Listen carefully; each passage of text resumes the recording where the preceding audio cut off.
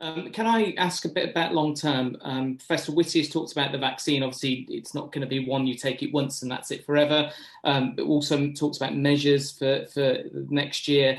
When we look at this time next year, where do you think the country will be? Will we be having a national vaccine rollout programme? Will we still be doing testing? Is the economic measures of that been looked into as well? There's absolutely no doubt that vaccines and testing will still be a feature next year.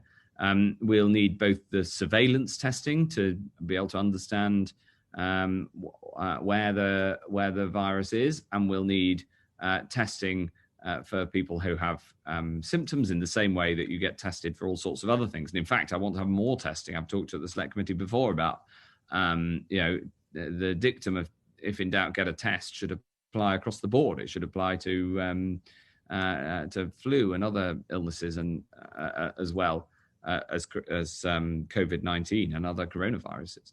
And then on the vaccine, I anticipate that we will probably need to revaccinate because we don't know the longevity of the protection from these vaccines.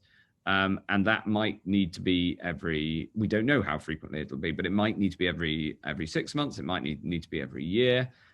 As with the flu jab, we vaccinate every year and we update it according to any mutations that have taken place. And we do that over the autumn because although you can catch flu in the summer, it's highly unlikely. It's because the lower ventilation and much more time spent indoors that flu transmits more easily during the autumn.